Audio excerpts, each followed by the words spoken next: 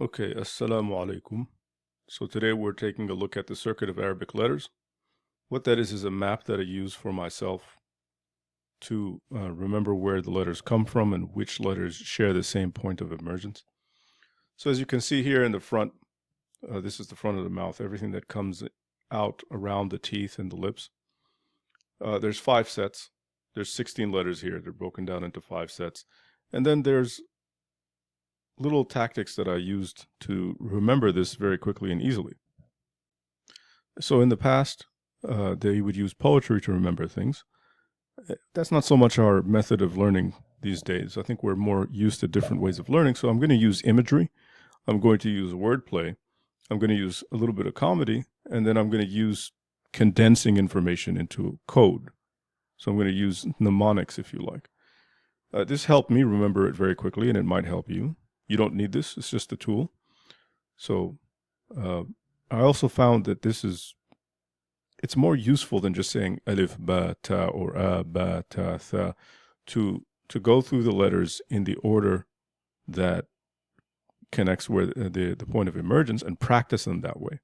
So the front of the mouth is a classroom scene. So we're inside of a classroom and there's 5 kids and they're all kind of unique. And then the back of the mouth is a war scene. As you can see here, it says army, this is the general, this is the friendly fire area, this is the battle zone, and this is the relief zone.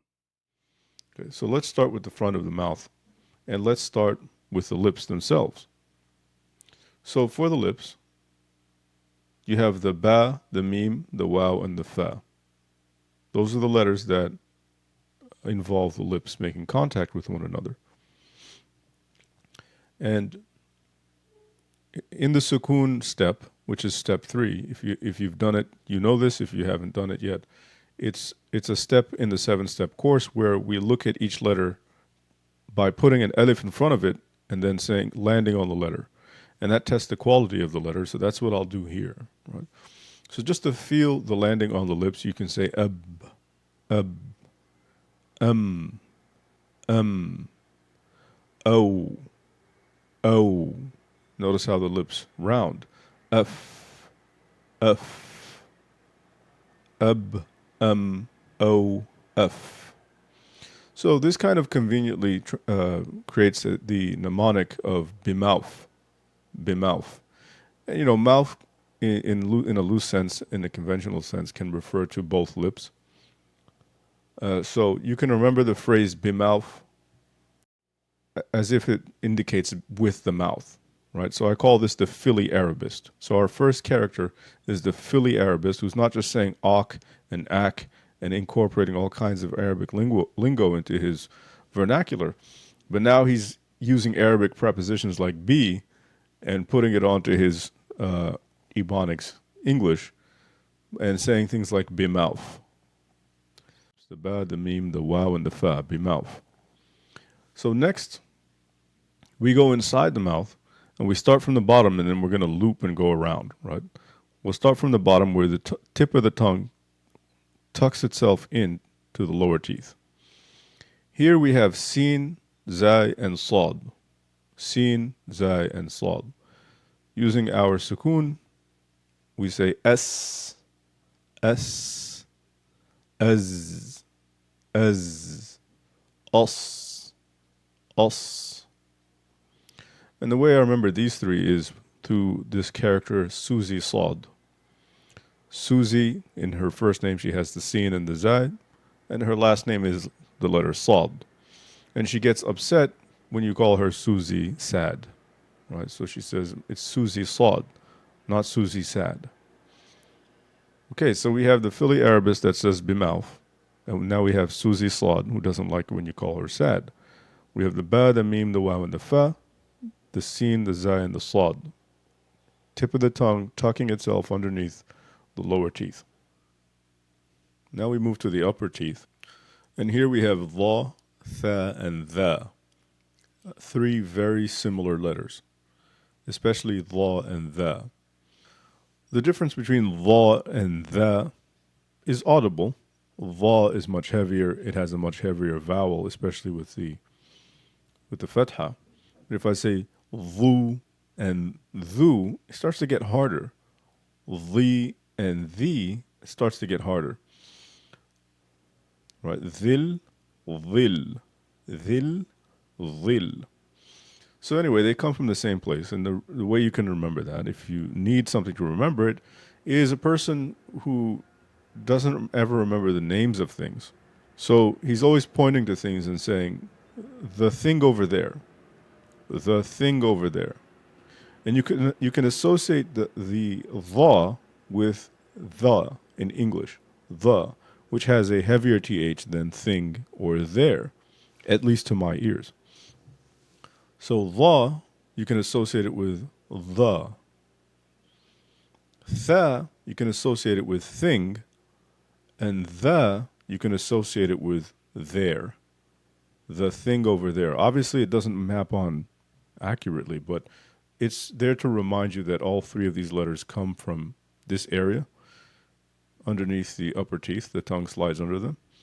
And that the is heavier than the, and tha is lighter than both, of course. So the thing over there. So now we have bimouth, we have Susie Slod, not sad, and we have the thing over there to remind us of the, tha, and the. Next, we have what I call gum pushing, where the tongue comes up to the gum line here and pushes off, like da and ta and ta. So now we're higher. The tongue is higher than the la and the tha and the tha. And for this, I remember two twins who don't like it when you confuse them for one another. So we have Tod and Todd. Tod and Todd. So they both have a D in their name, so that accounts for the D. So Ta and Ta and Da. Tod and Todd. Don't confuse them for one another. They're different people, even though they look the same. And lastly, for the front of the mouth, where we have 16 letters that we've broken down into 5 sets, is lunar, right? Lam, Noon, and Ra. L, N, R. Did we do the sukoon for these? At, et, and ed. At, et, and ed. Over here is L, N, and R. You should feel your tongue slightly further back than the ta and the ta and the da.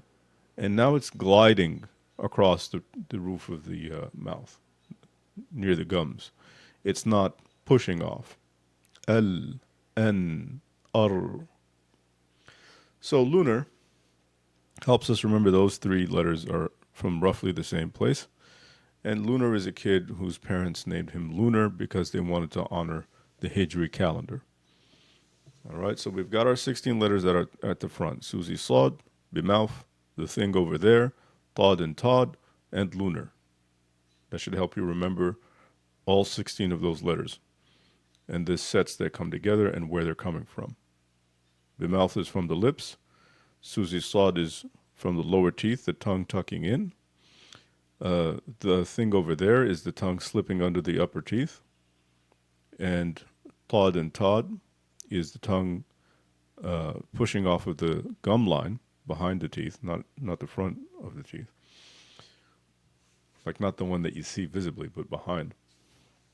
And Lunar is the quiet kid, soft-spoken. His parents named him that to honor the Hijri calendar. And it's a tongue glide just behind the ta and the ta and the da. Okay, so that completes the 16 letters at the front. Then we move on to the back of the mouth, which I've conceived of conveniently as a battle zone. And I say conveniently because the first 3 letters here that require the middle of the tongue to rise are Jim, Ya, and Sheen. Jim, Ya, and Sheen. That spells army. Jaish, Jaish. Of course, with the Jim, edge, you close out the middle of the roof of your mouth. You close it completely to stop the air from flowing, and you get the edge sound. If you don't close it, it sounds like edge, edge, which a lot of people say. And you want it to sound like a jim, edge. And if your the middle of your tongue is too far forward, you might get a ch sound, a ch sound. So middle of the mouth, middle of the tongue rises roughly to the middle of the mouth to get your Jim. Same thing with a, except it doesn't close it. And esh. There's no closure. There's gaps and the air is being pushed through. This one is not, is not so airy, so you get a totally different sound. Okay, next is general laud. Laud. And for laud, of course, we're putting pressure on our molars. Laud. Odd. Odd. Odd.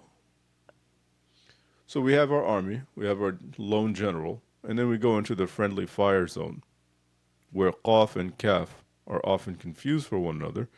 Kaf is slightly ahead of qaf, ak, and qaf is slightly behind kaf, aq, and they both require the back of the tongue to rise to the back of the mouth, often called the soft palate over here. Ek, aq, friendly fire zone. Now we move into the battle zone. So we're now officially in the throat, and these two are in the upper throat, right? And I kind of use the uvula as a benchmark for when we get into the throat and the throat letters. So these are separate. They're not grouped like the ones in the front of the mouth. So each of these is an independent battle. So we have the battle of kha, the battle of gha, or ghain, and the battle of ha and the battle of ayn in the middle of the throat. So the upper throat is the battle of kha, and kha is more of a tongue lift to the top of the throat than it is a retraction. The tongue is rising to the top of the throat. Over here, the back of the tongue is rising to the back of the, you might just say, mouth. Over here, we're officially in the throat, and the tongue is sort of lifting itself towards the throat. With ghain, the tongue is retracting. Right, so instead of lifting, you're getting retraction now. Same area, but there's a lot of retraction. Ugh. So and ugh. As we come down to the middle of the throat, recently I've been saying don't force it, control it, and that's something I have heard a lot. And I found that to be very effective feedback. When you're trying to make your ayn, don't try to force the sound, just try to control what's going on in that area. So and both of these require contraction and narrowing of the passage for the air. And And then once we're past ayn, we're back into the relief zone now. And here's where we get ha and all the long vowels of e, and u. Right, they come from a lower part than the middle of the throat. And then you have hamza, which is the closure of the voice box. And I and U. Right, that's your voice box just shutting off, closing. Okay, so that's the circuit.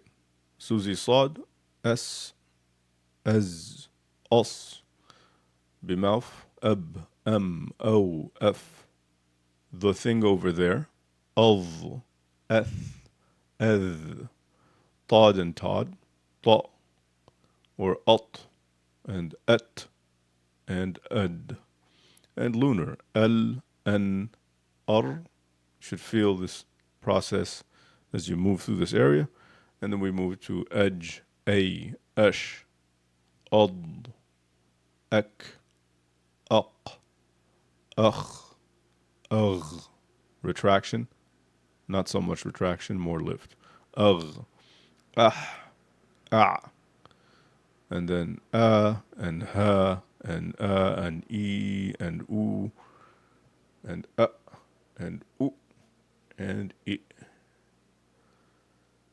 That's it. That's the circuit. You can do it really, really quietly to yourself, in the car, anywhere you are, and get a feel and do what I call gear switching. So you can go from the ka to the ayn, ka, and feel what that feels like. And how different it feels if you go from the ka to the ra. So ka, ra, or ek, ek, ad, ad,